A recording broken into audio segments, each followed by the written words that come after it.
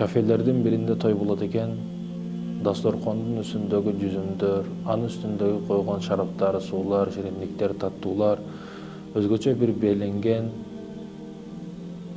гүлдүү дасторкондор, айлана чөрөдөгү аурасы башка өзгөчө адамдар, өзгөчө жыттар.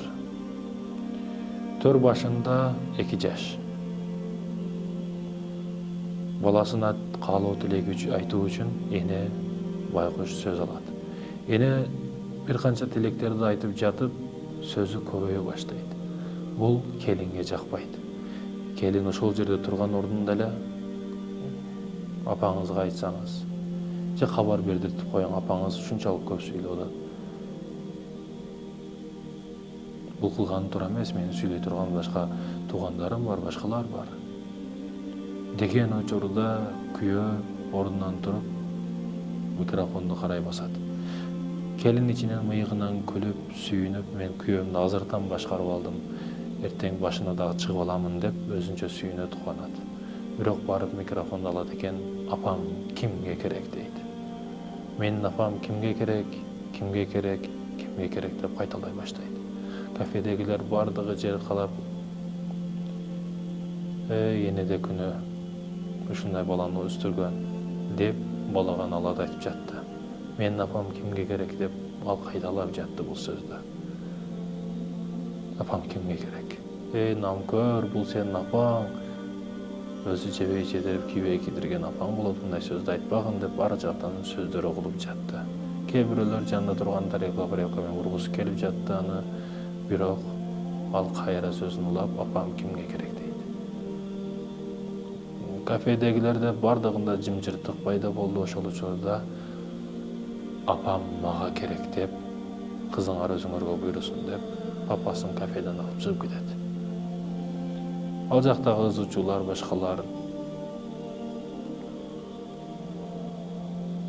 токтобостон куда жагы келип, кайнатасы дегендей башкалары келип, кайнелери келип, эмне кылганың, бул не кылганың деп сураганда, бул жигит болгон окуяны айтат. Ошондо ушундай кызды тарбиялаган мен жашабай эле койбоймунбу? Сендей уулду тарбиялаган бул энеге 1000 алкыш дейт. Урматтуу мекендешим, окуядан, кыссадан сабак ала турган болсок, албетте бул арзыбаган сөз үчүн талак бер, жубайыңды таштап кет деген эмес. Болгону бүгүн биз жигиттер ата-энеге тил кайтаруу боюнча жаңы келген келиндерден кээ бирөөлөр калышпайт. Өзүңүз баштап каршы чыгасыз ата-энеңизге, өзүңүз тилдейсиз ата-энеңизди, анан ошо келин дагы кошулат, ал сизди болгону улап коет. Сиз туура мамилени жакшы кылсаңыз, анан аялыңыз жакшы мамиле кылат ата-энеңизге. Туура мамиленин башында болсоңуз өзүңүз, алар туура мамиле кылат. Өзүңүз күн сайын ата-энеңизди бутун жуусаңыз, жакшы мамиле кылсаңыз, тамактарды урматтуу бардыгын жакшысын кылсаңыз, өмүрлүк жолдошуңуз дагы кантип уялганынан кылат жакшы мамилени.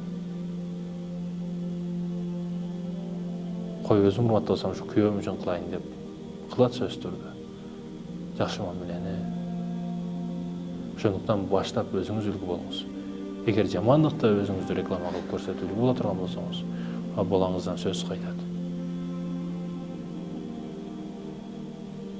Чөйрөбүздө ушундай жаман окуялар болуп атат, урматтуу мекендешим. Биз маани беришибиз керек.